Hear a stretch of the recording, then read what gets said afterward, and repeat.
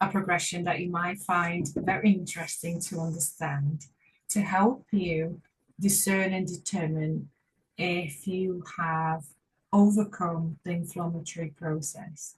As you know, phase one is all about making sure that we stop, slow down, listen, and respect the pain signals that we're getting. There's a reason the pain is there. And if you have come through the phase one, you understand that your pain is now changing, things are starting to improve, and you're noticing very subtle but very uh, interesting improvements. And that is because you have allowed the inflammatory process to complete its cycle. And now it's starting to enter the healing phase, the repair phase. And one of the signs, some of the signs that you're going to encounter is less stiffness first thing in the morning. So you're able to get up and you're not feeling that stiffness as such. The pain at night is either very little, intermittent, or completely gone. So you don't have, when I mean nighttime, bedtime.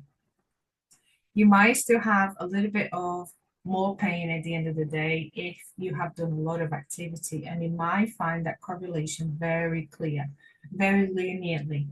And perhaps from by this time you are already making changes to how you work through the day. Perhaps you're taking more breaks, more rests, doing things in smaller parts so that you can stop, rest, stretch, go back.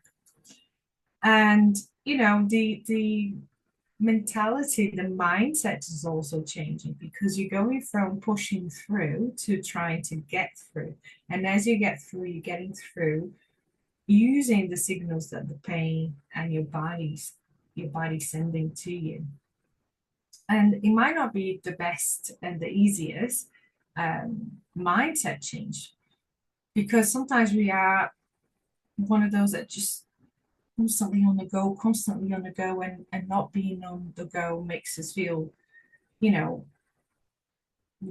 not necessarily active and moving. And it might even highlight things that we never stop to think about because we're always on the go.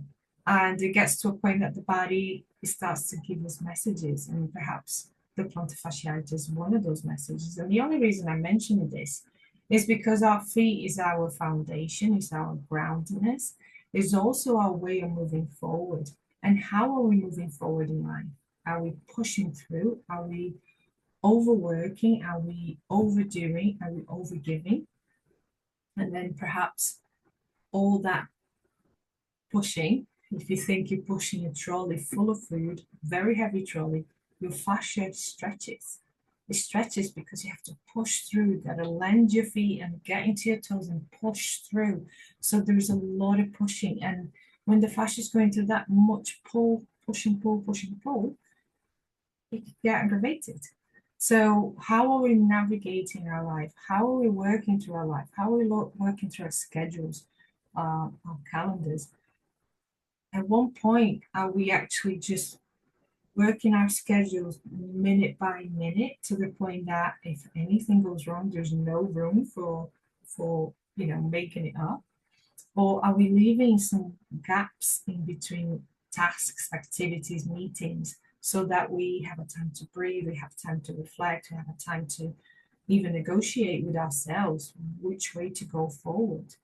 So the mindset can be the one that frustrate people the most because controlling pain can be easier, right? Sometimes medication is the thing that helps us control pain the most so that we can keep the mindset going.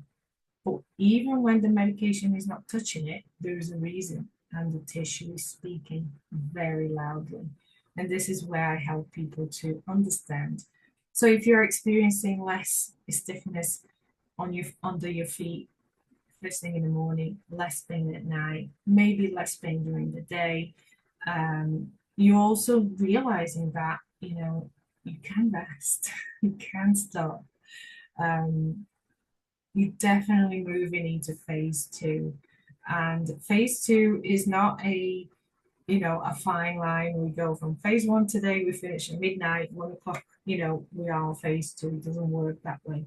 We're still touching base with phase one, phase two, phase one, phase two, until we can integrate phase two fully. And that takes a little bit of, navigating your system, your symptoms, understanding your symptoms, because if they're changing, you have new symptoms to understand, but they're changing for a good reason.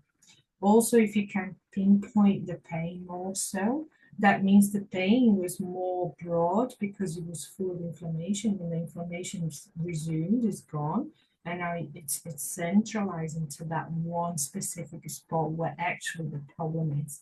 Sometimes it could be a tear, could be a spur, or could be just the point of knot in the fascia. I say knot is not necessarily a knot, but it's just a way of explaining so people can visualize and understand, but that's where the fibers are not very aligned and a bit tighter. And so those are the signs, and I look forward to hearing from you. Where do you think you are in that phase one or two, and how are you progressing with the plantar fasciitis? And if you feel that you need the support, please send a message, DM, because I think it's important to be monitored and guided, and this is a place to facilitate healing. So I look forward to seeing you. Thank you very much.